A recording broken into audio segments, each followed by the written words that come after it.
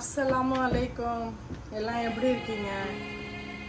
இன்றைக்கி நம்ம என்ன செய்ய போகிறோன்னா சிக்கன் கீமா இந்தியன் ஸ்டைலில் மக்ரோனி செய்ய போகிறோம். இந்த மக்ரோனி தான் ஊரில் வந்து நல்லா கிடச்சிரும். அதுக்காண்டி இதுலேயே நான் செய்ய போகிறேன். இது கொஞ்சம் சின்ன சின்ன சைஸ், இதோட பெரிய சைஸும் இருக்குது. இது வந்து கொஞ்சம் சின்ன சின்ன சைஸ். இந்த சிக்கன் கீமா மக்ரோனி செம்மையாக சூப்பராக இருக்கும். நம்ம இந்தியன் ஸ்டைலில் தான் செய்ய போகிறேன். அதுக்கு சுடு தண்ணி வச்சுருக்கேன். இது நம்ம எவ்வளோ வேண்டாலும் வைக்கலாம். அரை ஸ்பூன் இஞ்சி பூண்டு பேஸ்ட்டு, தேவையான அளவு சால்ட்டு இதில் போட்டுக்கலாம். அது கூட நம்ம கொஞ்சம் சன்ஃப்ளவர் ஆயில் போட்டுக்கலாம். ரொம்ப வேண்டாம், ஒரு ஸ்பூன் இருந்தால் இதில் போட்டுட்டு நம்ம இந்த மக்ரோனி கழுவ வேண்டாம். ஏன்னா நம்ம வந்து இது தானே செய்ய போகிறோம், வடிக்க தானே போகிறோம். அதனால் இதை நான் கழுவ வேண்டாம். நான் 1/2 கிலோ எடுத்திருக்கேன். இந்த பாருங்கள், 1/2 கிலோ மக்ரோனி எடுத்திருக்கேன்.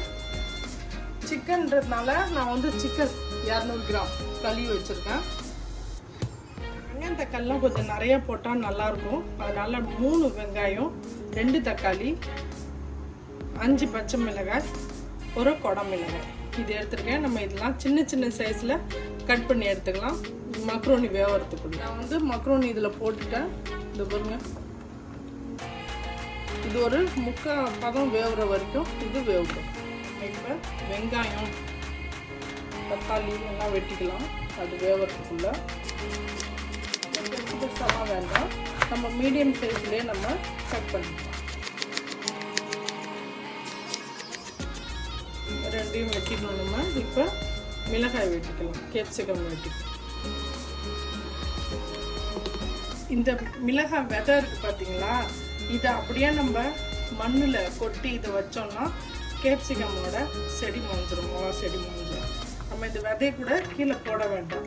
நான் உங்களுக்கு காமிச்சேன் பார்த்தீங்களா, என்னோட கார்டனில் வளர்ந்துச்சுன்னு. இது எல்லாமே இது மாதிரி நான் எடுத்து போட்டது தான். நம்ம எப்படி வேணுமோ நம்ம வெட்டிக்கலாம்.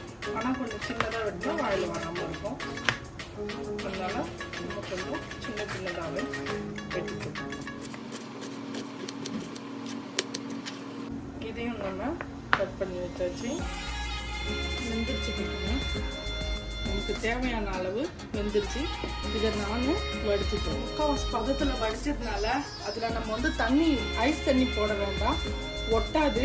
கொஞ்சமாக 1 ஸ்பூன் எண்ணெய் போட்டு நம்ம புளிக்கு விட்டு வச்சுட்டாலே போதும், அது கரெக்டாக ஆகிடும். இதில் நம்ம கொஞ்சம் எண்ணெய் போட்டுக்கணும். நான் வந்து அது 1/2 கிலோன்றதுனால 3 ஸ்பூன் கிட்ட ஆயில் ஊற்றுறேன்.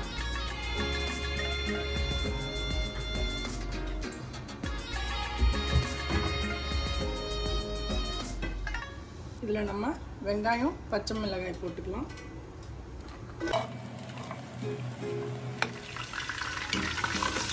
நம்ம அந்த சட்டியே வச்சுக்கலாம், அது நம்ம தான் ஊற்றிட்டோம்ல, அதையே நம்ம வச்சுக்கலாம். இதில் கொஞ்சம் நம்ம சால்ட் போட்டு, இதுக்கு தேவையான அளவு நம்ம சால்ட் போட்டுக்கலாம். நல்லா இந்த வெங்காயம் கொஞ்சம் 3/4 பதத்தில் வறுத்தோம். வந்து அந்த கண்ணாடி மாதிரி வரும் இல்லையா, அந்த அளவுக்கு வறுத்தோம். வெங்காயம் இங்கே பாருங்க, இந்த அளவுக்கு ஆயிடுச்சு. நம்ம இப்போ இஞ்சி பூண்டு பேஸ்ட் போடலாம். மசாலா எல்லாமே இதில் போட்டுக்கலாம்.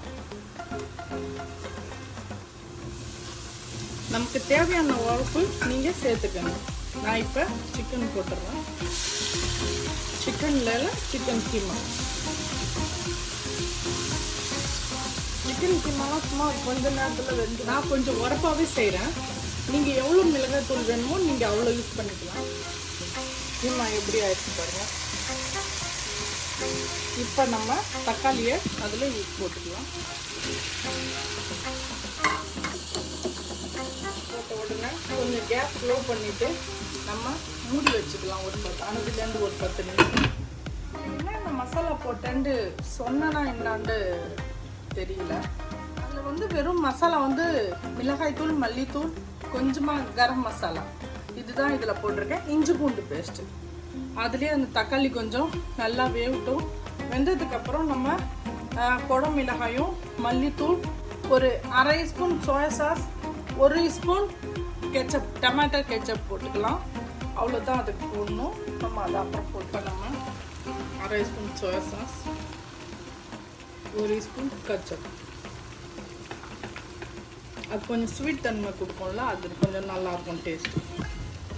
நம்ம இப்போ மல்லித்தலையும் கேப்சிகம் போட்டுக்கலாம்.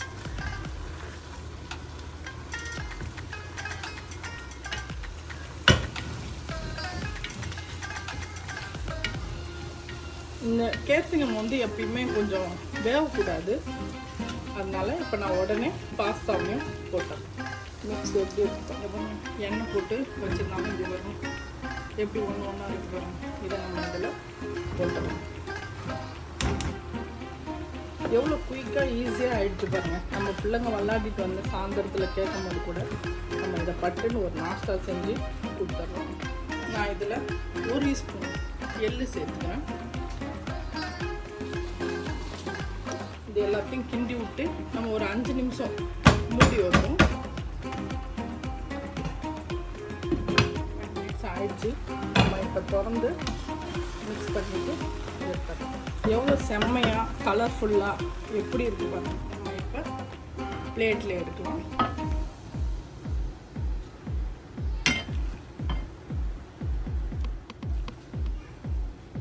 எவ்வளோ குயிக்காக ஈஸியாக செம்மையாக ஒரு மக்ரோனி நம்ம செஞ்சு எடுத்துட்டோம். ரொம்ப எந்த பொருளுமே இதுக்கு தேவையில்லை. நம்ம வீட்டில் உள்ள பொருளையே நம்ம வச்சு செஞ்சுக்கலாம். இதில் வந்து நம்ம சிக்கன் இல்லை போடல அப்படின்னா நம்ம வந்து முட்டை கிராப்பட் பண்ணி அதில் போட்டுடலாம். செம்மையாக சூப்பராக சிக்கன் கீமா மக்ரோனி ரெடி ஆகிடுச்சு.